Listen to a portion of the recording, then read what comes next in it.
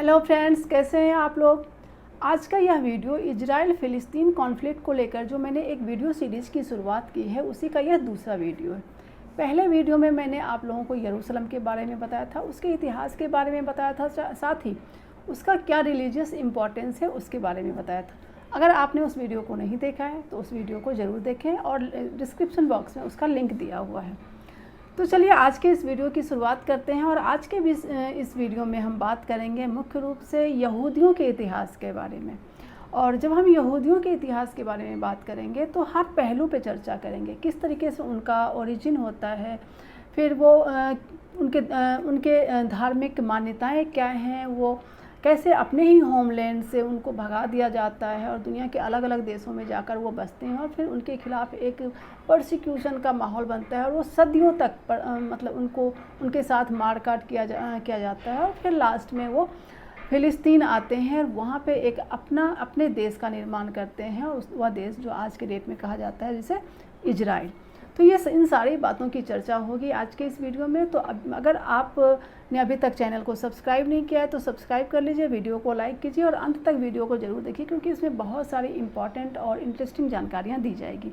तो चलिए वीडियो की शुरुआत करते हैं और सबसे पहले हम बात करते हैं कि यहूदियों का ओरिजिन कहाँ से होता है, उनके ओरिजिन के पीछे की पूरी कहानी क्या है।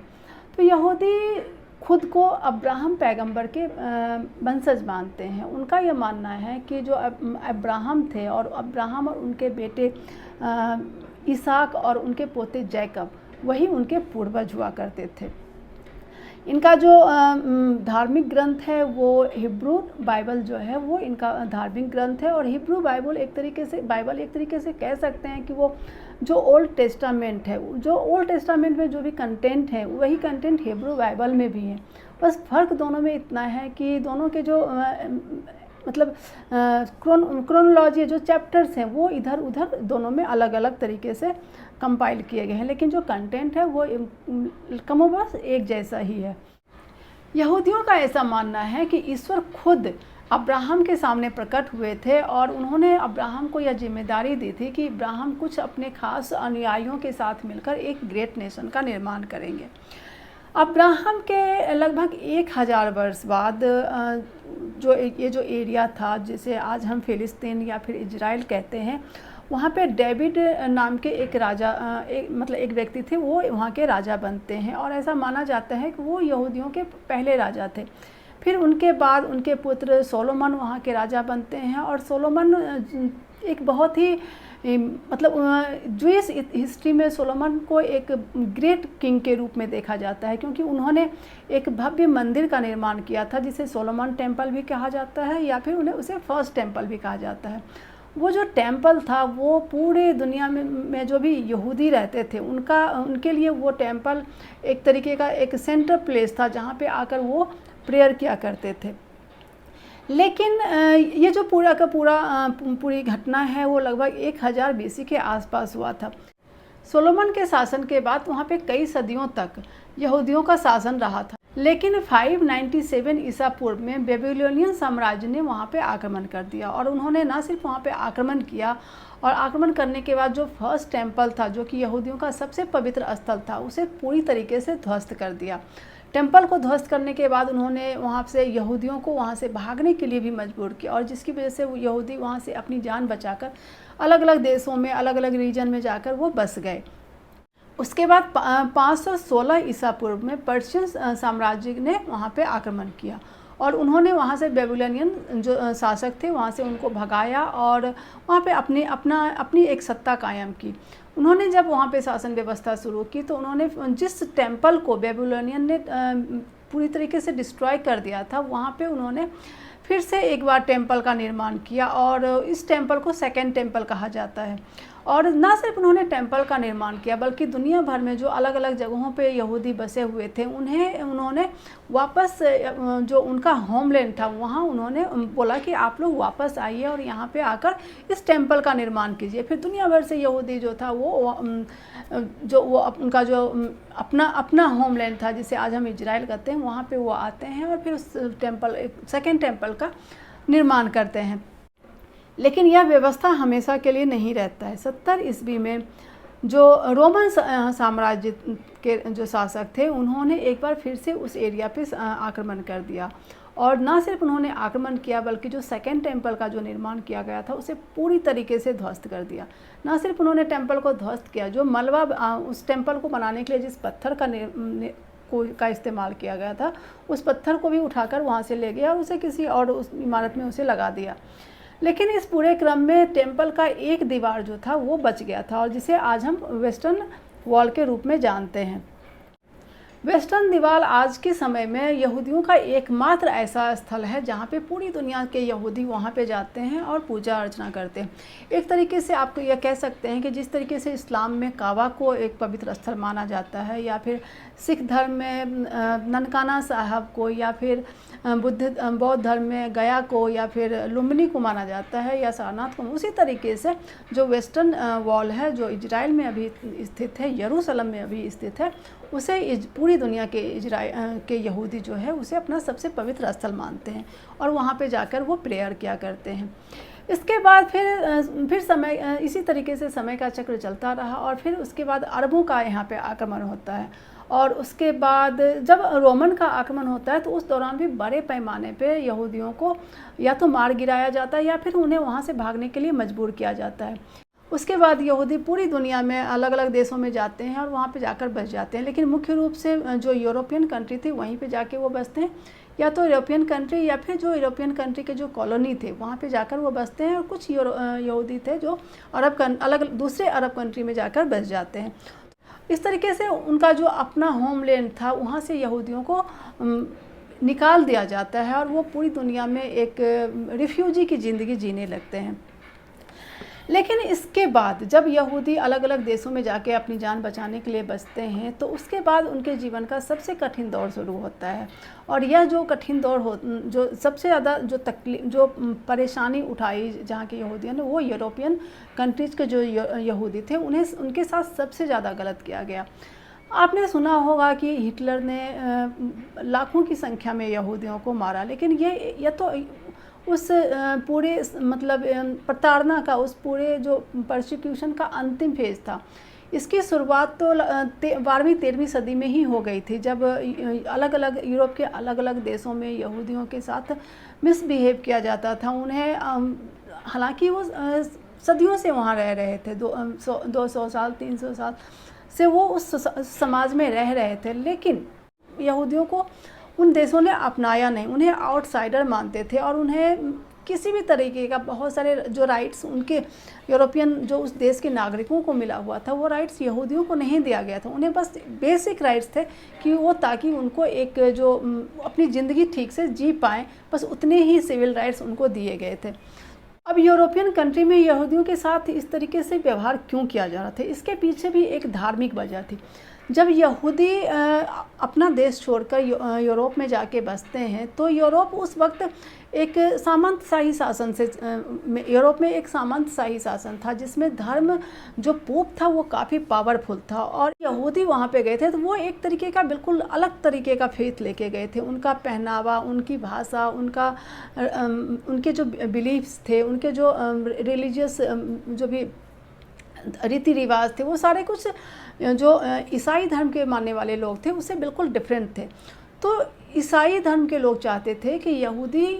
उनके धर्म को अडॉप्ट कर लें, लेकिन यहूदी किसी भी कीमत पे अपने धर्म को छोड़कर उनके धर्म को अडॉप्ट करने करना नहीं चाहते थे। हालांकि कुछ यहूदियों ने, कुछ गिने चुने मतलब बहुत छोटी संख्या में यहूदी ऐसे थे जिन्होंने अपनी जान बचाने के लिए ईसाई धर्म को एक्सेप्ट कर लिया था, लेकिन बड़ी संख्या में ऐसे यहूदी थे जिन्होंने अपने धर्म को नहीं छोड़ा और ईसाई धर्म को नहीं अपनाया, जिसकी वजह से उनके खिलाफ एक माहौल बनता चला गया उन देशों में। लेकिन इसी दौरान एक और यूरोप में एक बहुत सारे परिवर्तन हो रहे थे। एक तरीके का पुनर्जागरण भी हुआ था, जिसमें सोशल एंड कल्चरल रिवॉल्यूशन हुआ था, रिलीजियस चेंजेज, जो रिलीजियस एक तरीके का परिवर्तन आ रहा, बिलीफ सिस्टम में परिवर्तन आ रहा था, रिफॉर्म्स हो रहे थे। फिर उसके बाद हम देखते हैं इंडस्ट्रियल रिवॉल्यूशन हुआ, जिसमें वहाँ की जो पूरी की पूरी इकनॉमी थी वो काफ़ी फ्लोरिस्ड हुई। तो ये सब जब ये जो परिवर्तन हो रहे थे, इसका फ़ायदा काफ़ी हद तक यहूदियों को मिला, क्योंकि जो ईसाई धर्म में ऐसी मान्यता है कि जो मनी लैंडिंग होता है, जिसमें ब्याज का लेन देन होता है, वो ईसाई जो धर्म में उस चीज़ की मनाही थी, और जिसकी वजह से ईसाई वो काम नहीं कर सकते थे। तो ये काम यहूदियों ने अपने हाथ में ले लिया, और जिसकी वजह से वो जो ट्रेड एंड कॉमर्स थे, उसमें उन्होंने बड़े बढ़ चढ़ कर उन्होंने हिस्सा लिया, जिससे इनकी आर्थिक स्थिति बड़ी अच्छी हुई। दूसरा जो यहूदियों की सबसे अच्छी बात थी कि वो एजुकेशन पे काफ़ी ध्यान देते थे, और उनके बीच जो एजुकेशन का परसेंटेज था, लिटरेसी रेट जो था, वो काफ़ी हाई होता था, और जिसकी वजह से जो साइंस एंड टेक्नोलॉजी जो डेवलपमेंट हो रहे थे, जो इनोवेशन हो रहे थे, उसमें यहूदी साइंटिस्ट का बहुत बड़ा रोल था। अब ये सब चीज़ें जो थी, वो वहाँ के लोकल जो भी ईसाई थे, उनको ये सब चीज़ें चुभने लगी थी कि, और इसकी वजह से यहूदियों के ख़िलाफ़ एक काफ़ी परसिक्यूशन का माहौल बना, और उनको वहाँ से भगाया जाने लगा, या फिर उनके साथ मारकाट की जाने लगी। और इस क्रम में हम देखते हैं कि अलग अलग देशों में अलग अलग टाइम पे यहूदियों को वहाँ से भागने के लिए मजबूर किया गया, और जिसमें इंग्लैंड था, इसके बाद फ्रांस, जर्मनी, स्पेन, पुर्तगाल, इन सारे देशों में, मतलब ये जो पूरा का पूरा सिलसिला शुरू हुआ था, वो लगभग 1290 में इंग्लैंड से शुरू हुआ था, और उसके बाद जाकर जब हम देखते हैं सेकेंड वर्ल्ड वॉर में जर्मनी में जाकर यह पूरा का पूरा सिलसिला ख़त्म होता है। तो यूरोपियन कंट्रीज़ में क्योंकि जब यहूदी अपने देश से भागे थे, तो वो ज़्यादातर मैक्सिमम यहूदी जो थे, वो यूरोपियन कंट्री में ही जाके बसे थे। मुझे लगा कि शायद सेफ़ प्लेस है मेरे लिए यूरोप, और इसलिए वो यूरोप गए। मगर यूरोप में उनके साथ जो हुआ, वो अपने आप में एक दिल दहलाने वाली पूरी की पूरी घटना थी। अब जब यूरोप से यहूदी जब भागने लगे, तो वो उसके बाद वो सबसे ज़्यादा बड़ी संख्या में जो यहूदी गए थे, वो यूएसए गए थे, क्योंकि इस वक्त तक जो अमेरिका था, वो एक डेवलप कंट्री के रूप में उभर रहा था, और ब्रिटिश के उपनिवेशवाद से वो अपने आप को आज़ाद कर चुका था। तो फिर वहाँ वह एक ऐसी जगह थी, और वहाँ पे अलग अलग देशों के अलग अलग विचारों के लिए एक जगह भी थी। वहाँ पे इस तरीके की कट्टरता नहीं थी जो कि यूरोप में ईसाइयों के बीच थी। तो बड़ी संख्या में, लगभग लाखों की संख्या में यहूदी जो थे, वो अमेरिका गए। और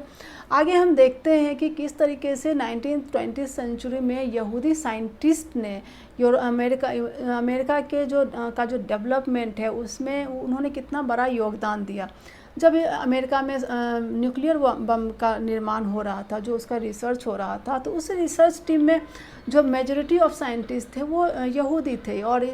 जो उसके प्रोजेक्ट हेड थे ओपेनहाइमर, जिनके ऊपर अभी फिल्म भी बनी है, तो वो भी यहूदी थे। अल्बर्ट आइंस्टाइन भी अमेरिका में जाकर अपने आप को, मतलब वहाँ पे जाके इस्टेब्लिश करते हैं। तो इस तरीके से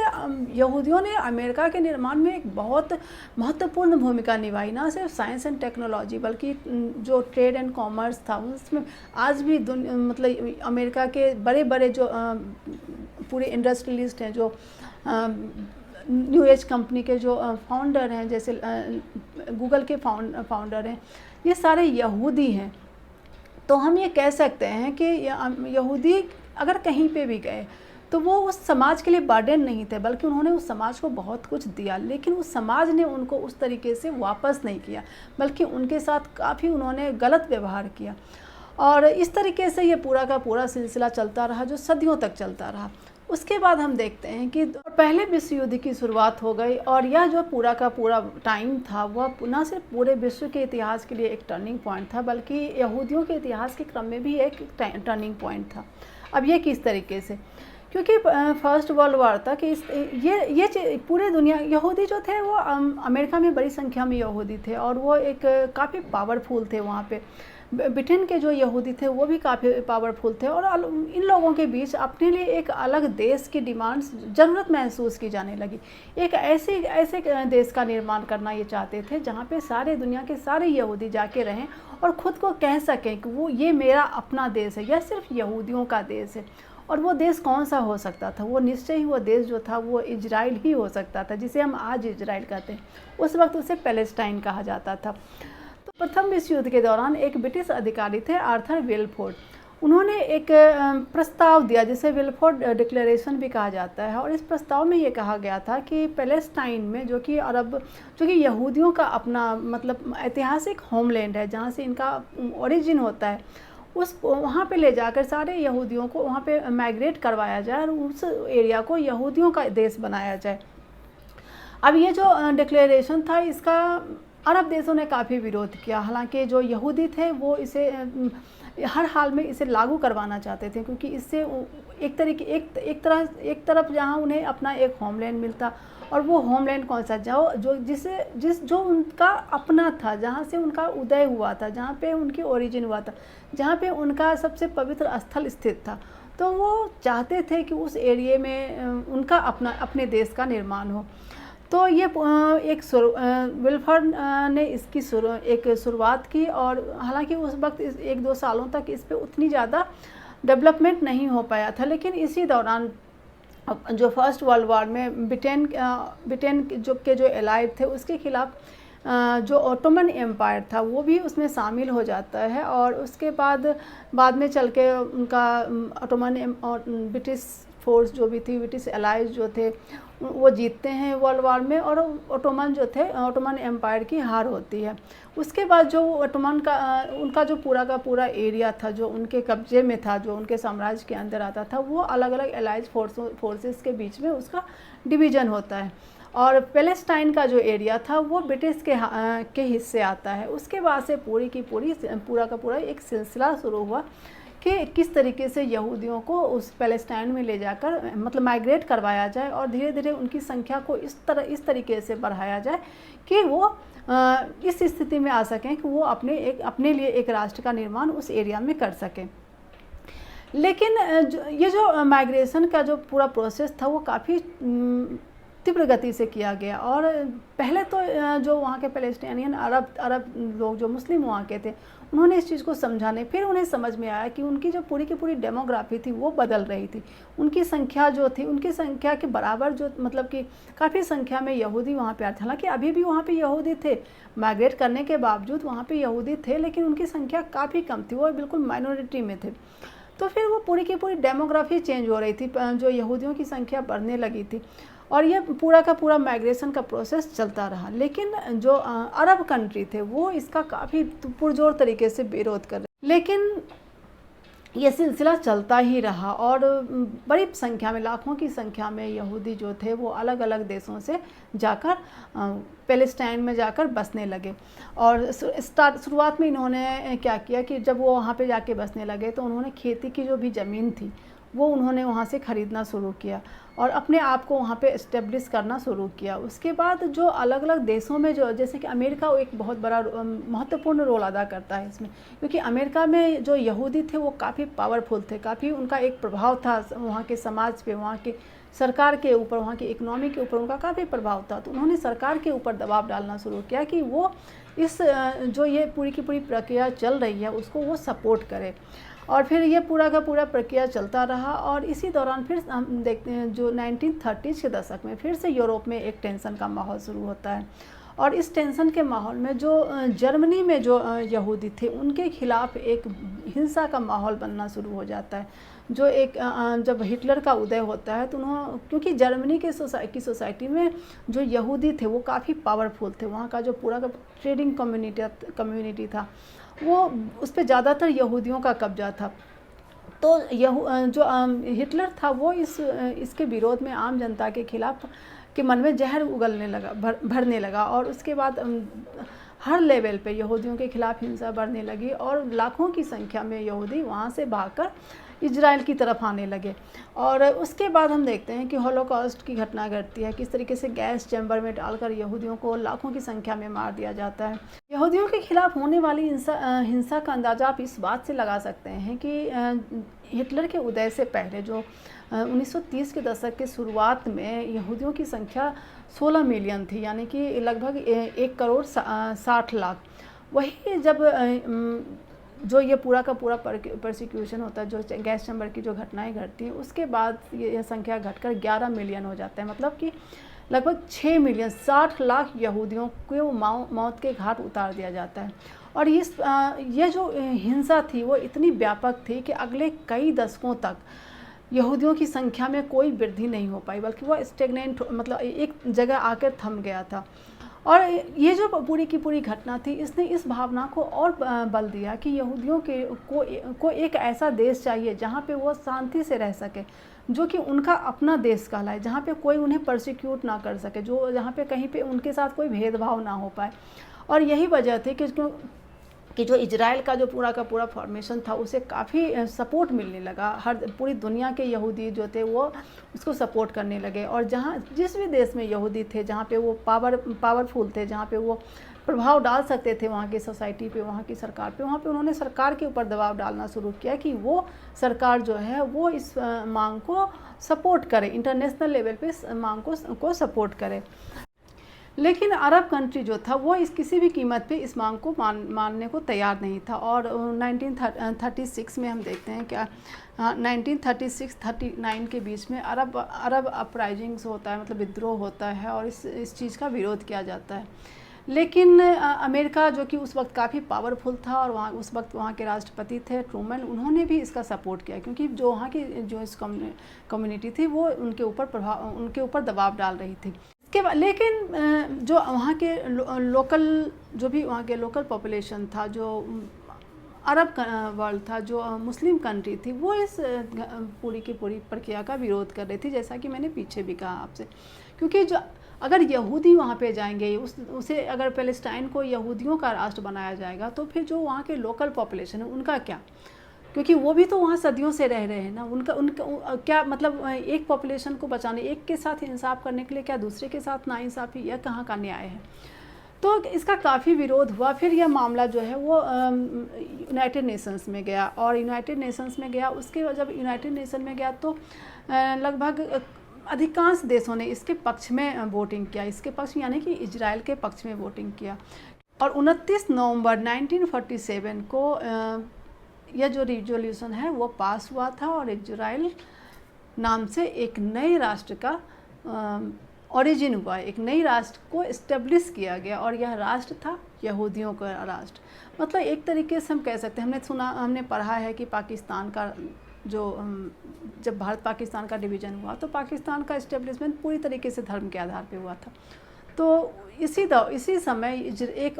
और राष्ट्र को इस्टेब्लिश किया गया था, वो भी पूरी तरीके से धर्म के नाम पे, उस धर्म के तहत उस राष्ट्र को इस्टेब्लिश किया गया था, वो राष्ट्र था इजराइल। और इस तरीके से इजराइल अस्तित्व में आता है, और इसमें अमेरिका का पूरा सपोर्ट उसे मिला। अगर अमेरिका का सपोर्ट नहीं मिलता तो शायद यह घटना नहीं घट पाती। लेकिन उसके बाद पूरा का पूरा खेल उसके बाद शुरू होता है, क्योंकि जो वहाँ का लोकल पॉपुलेशन था, जो वहाँ के जो मुस्लिम पॉपुलेशन थे, उनका क्या? क्योंकि वो भी तो, उनकी संख्या भी तो बड़ी संख्या में थी, और मैक्सिमम जो ज़मीनें थी वो अब यहाँ पे मैं आपको कुछ डेटा बता देती हूँ। यूएन में जब यह रेजोल्यूशन पास किया गया था, उस वक्त पैलेस्टाइन का डेमोग्राफी क्या था? तो अरबों की संख्या उस वक्त पैलेस्टाइन में थी 12,69,000। वहीं यहूदियों की संख्या थी 6,78,000। लेकिन जो लैंड डिस्ट्रीब्यूट किया गया वो काफ़ी, मतलब किस बेसिस पे किया गया? हालांकि पैलेस्टीनियन का पॉपुलेशन ज़्यादा था, लेकिन उन्हें लैंड कितना दिया गया? 42%। वहीं जो जूज थे उनकी संख्या कम थी, लेकिन उन्हें लैंड दिया गया 55%। और 3% लैंड जो था वो यरूशलेम का एरिया था, जो कि जिसे इंटरनेशनल सिटी घोषित किया गया। और जिस इंटरनेशनल सिटी घोषित इसलिए किया गया था क्योंकि वहाँ पे क्रिश्चियन और मुस्लिम्स और यहूदी सभी के धार्मिक स्थल थे, और जिसकी वजह से वो एक सदियों से एक मतलब कॉन्फ्लिक्ट का कारण था। तो उसे एक इंटरनेशनल सिटी घोषित कर दिया गया, जो कि यूएन के अंदर में रहता है, और वो वहाँ पे पूरी इंटरनेशनल अथॉरिटी पूरी की पूरी चलती। तो जो यूएन रिजोल्यूशन था उसमें इस तरीके से पूरी की पूरी व्यवस्था की गई थी। हालांकि ये जो पूरा रिजोल्यूशन था वो पास नहीं हो पा, मतलब इसे लागू नहीं करवाया जा सका। और आगे चलकर हम देखते हैं कि जो इजरायली थे, क्योंकि वो हर क्षेत्र में आगे थे, वो काफ़ी इंटेलिजेंट हुआ करते थे, क्योंकि उनका एजुकेशन बड़ा अच्छा था, वो उनके पास पैसा था, उनके पास साइंस एंड टेक्नोलॉजी थी, तो इनोवेशंस वो काफ़ी अच्छा करते थे। तो धीरे धीरे जो था उन्होंने अपना कब्जा मतलब बढ़ाना शुरू किया, और उसके बाद से ही पूरा का पूरा खेल जो है, जो आज के संघर्ष का जो पूरा का कारण है वो उसके बाद से ही शुरू होता है। किस तरीके से जो यहूदी थे वो अपने आप को इस्टेब्लिश करते गए और उन्होंने धीरे धीरे करके वहाँ के जो मूल निवासी थे, जो उस वक्त जो कि सदियों से वहाँ रहते आ रहे थे, जो मुस्लिम्स थे, जो पैलेस्टाइन अरब थे, उन्हें वहाँ से निकालना शुरू किया और अधिकांश एरिया पे उन्होंने अपना कब्जा कर लिया। तो ये पूरा का पूरा संघर्ष का जो बीज था वो उसके बाद मतलब समय का चक्र जो है वो बदला। अभी तक यहूदियों के साथ को प्रताड़ित किया जा रहा था, उन्हें वहाँ से भगाया जा रहा था, जहाँ भी वो जा रहे थे उनके साथ मारकाट की जा रही थी। अब जहाँ पहले दूसरी कम्युनिटी के लोग थे वहाँ अब यहूदी आ गए। अब यहूदी जो शासक वर्ग था उन्होंने जो वहाँ की लोकल पॉपुलेशन थी, जो पैलेस्टीनियन अरब थे, उनके साथ उन्होंने गलत करना शुरू किया और पूरे के पूरे जो एरिया था उसके ऊपर कंट्रोल करना शुरू किया। अगले वीडियो में हम बात करेंगे कि 1947 के बाद किस तरीके से परिस्थितियां बदलती हैं और किस तरीके से यहूदी जो है वो पावरफुल होते हैं और वहाँ की जो दूसरी पॉपुलेशन है, अरब लोगों की, जो मुस्लिम्स हैं, जो पैलेस्टाइनियन मुस्लिम्स हैं, उनके साथ वहाँ पे किस तरीके से गलत होता है। और अगले वीडियो में इसकी चर्चा की जाएगी। तो मुझे उम्मीद है आपको यह वीडियो पसंद आया होगा। अगर पसंद आया है तो लाइक कर दीजिएगा। तो चलिए अगले वीडियो में फिर से मिलते हैं, तब तक के लिए जय हिंद।